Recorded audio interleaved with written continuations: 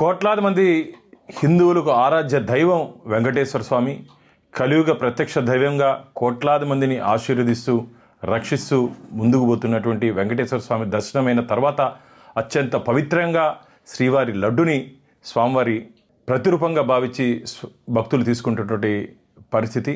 అలాంటి శ్రీవారి లడ్డు గత ప్రభుత్వం జగన్మోహన్ రెడ్డి ప్రభుత్వ హయాంలో అప్పుడున్నటువంటి ధర్మకర్తల మండలి, అప్పుడున్నటువంటి ఆఫీసర్లు దాంట్లో కల్తీ నెయ్యి సరఫరా అయినప్పటికీ ఎందుకు గుర్తించకుండా గమ్మునున్నారు, ఎందుకు మౌనంగా ఉన్నారు, దీని వెనకాల ఎవరున్నారు, పూర్తి స్థాయిలో దీని మీద విచారణ జరపాల్సిన అవసరం ఉందని చెప్పి మఠాధిపతులు, పీఠాధిపతుల దగ్గర నుంచి డిమాండ్ వచ్చిన తర్వాత హైకోర్టు, సుప్రీంకోర్టు దీని మీద అత్యున్నత స్థాయి విచారణ కమిటీని వేయడం జరిగింది. సిట్ ఆధ్వర్యంలో సిబిఐ అలాగే మన పోలీసు అధికారులు వీళ్ళందరూ కలిసి 5 మంది సభ్యులతో దీని మీద సిట్ బృందం ఏర్పాటు చేయడం జరిగింది. నిన్న రాత్రి ఈ నెయ్యి సరఫరా చేసినటువంటి ఏఆర్ డైరీ, వైష్ణవి, ఉత్తరప్రదేశ్లో ఉన్నటువంటి బోలేబాబా డైరీకి సంబంధించిన డైరెక్టర్ని, సీఈఓని అదుపులోకి తీసుకొని నిన్న మెజిస్ట్రేట్ ముందు హాజరుపరిస్తే వారికి రిమాండ్ విధించడం జరిగింది.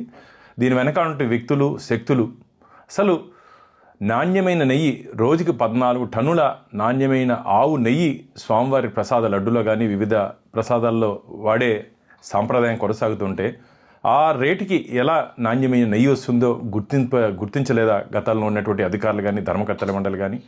వారి చేతగాని తలం వల్ల కోట్లాది మంది శ్రీవారి భక్తుల మనోభావాలు గాయపడ్డాయి, బాధపడ్డాయి. దీని వెనకాల కమిషన్ల కోసం కకృతిపడి అసలు ఆ సామర్థ్యం లేనటువంటి 14 టన్నులు ఆవు నెయ్యి సరఫరా చేసి తయారు చేసే సామర్థ్యం లేనటువంటి కంపెనీలకు కూడా వీళ్ళు దొడ్డిదారులో టెండర్ ఇచ్చారంటే దీని వెనకాల ఏం జరిగింది? ఉద్దేశపూర్వకంగా దీంట్లో అప్పుడు జరిగినటువంటి ఎన్డీడీబీ రిపోర్ట్లో కల్తీ చేస్తే తప్ప ఈ రేటుకి, కల్తీ జరిగితే తప్ప ఈ రేటుకి నెయ్యి సరఫరా చేయలేరు, స్వచ్ఛమైన ఆవు నెయ్యి ఆ రేట్లో రాదని చెప్పి ఎన్డీడీబీ రిపోర్ట్లో దాని కంటెంట్ మీరు కానీ గమనించినట్టయితే 19.7% ఎన్డీడీబీ రిపోర్ట్లో ఆవు నెయ్యిలో ఎస్ వాల్యూ అనేది కంటెంట్ ఉండడం జరిగింది.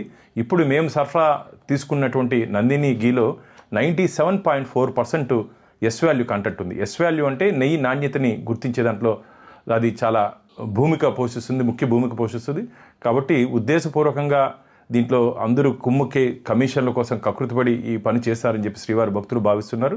దీని వెనకుంటే వ్యక్తులు, శక్తులు, ఆర్థికంగా లాభపడినటువంటి వ్యక్తులు అందరినీ తొందరలోనే శ్రీవారి భక్తుల ముందు, చట్టం ముందు ఖచ్చితంగా నిలబడతారు. ఇది శ్రీవారి భక్తుల జయం. ధర్మం ఎప్పటికీ ఇది గెలుస్తుంది. కాబట్టి స్వామి దగ్గర గత ప్రభుత్వం ధార్మిక క్షేత్రాన్ని ధనార్జన క్షేత్రంగా చేసుకునింది. స్వామివారికి సరఫరా చేస్తున్న నెయ్యిలో కూడా కమిషన్ తీసుకున్నట్టు ఇది చాలా దారుణమైన విషయం. రాబో రోజుల్లో వీళ్ళందరినీ ఖచ్చితంగా జైలుకి పంపించే రోజు దగ్గరలోనే ఉన్నాయి.